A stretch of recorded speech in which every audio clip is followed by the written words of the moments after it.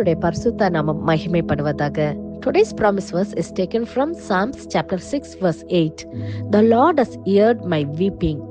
சங்கீதம் 6 அதிகாரம் 8 கர்த்தர் என் அழுகையின் சத்தத்தை கேட்டார். Have you ever cried when no one could hear you?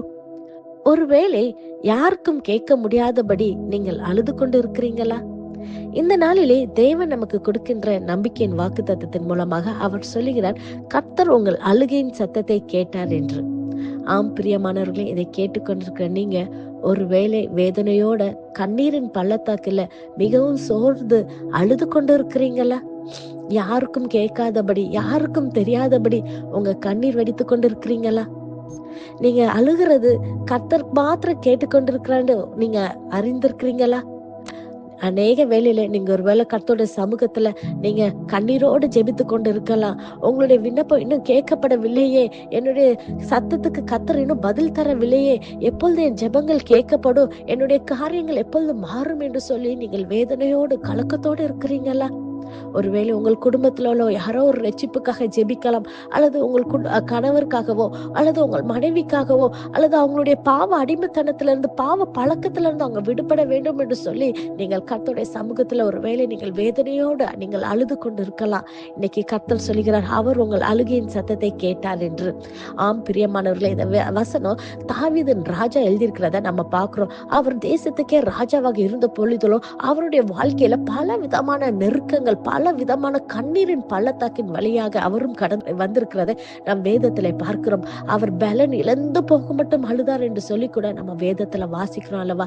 இன்னைக்கு அநேகர் இந்த பள்ளத்தாக்கில, கண்ணீரின் பள்ளத்தாக்கின் வழியாக நம்ம கடந்து சென்று வந்து கொண்டு இருக்கிறோம்ல. இந்த நாளிலே கர்த்தர் சொல்லுகிறார், அவர் நம்மளுடைய அழுகையின் சத்தத்தை கேட்டார் என்று.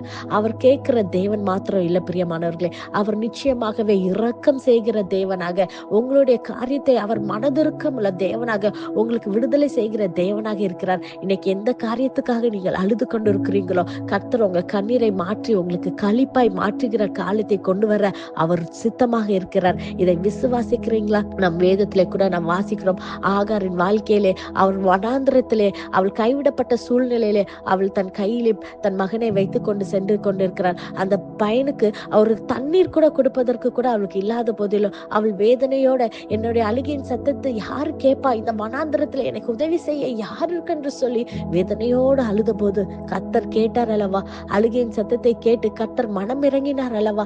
இந்த நாளிலே நிச்சயமாகவே உங்களுடைய வாழ்க்கையில, உங்களுடைய காரியங்கள், எந்த காரியத்துக்கு நீங்க கண்ணீர் வெடித்து கொண்டிருக்கிறீங்களோ, நிச்சயமாகவே கர்த்தர் உங்களுக்கு மனதிறங்கி அவர் உங்க பள்ளத்தாக்கில், கண்ணீரின் பள்ளத்தாக்கை மாற்றி உங்களுக்கு அது நீரூற்றாய் மாற்றின தேவன் இந்த நாளிலே உங்க வாழ்க்கையில நீங்கள் விடுதலை பெற்றுக்கொண்டு சமாதானத்தின் கர்த்தர் உங்களுக்கு பெரிய சமாதானத்தை விடுதலை தர அவர் வல்லமை உள்ள தேவனாக இருக்கிறார். பிரியமானவர்களே, this verse assures that God is attentive to our pain and struggle.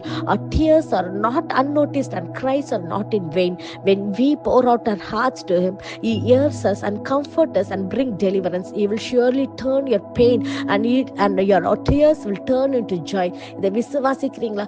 நம் கண்களை மூடி ஜெபிப்போம். நேசிக்கிற நல்ல தகப்பனே, இந்த காலை வேலைக்காய் நமக்கு நன்றி செலுத்துகிறோம் கர்த்தாவே. அப்பா, அந்த வாக்குத்தத்த வசனத்துக்காய் நன்றி செலுத்துகிறோம் தகப்பனே.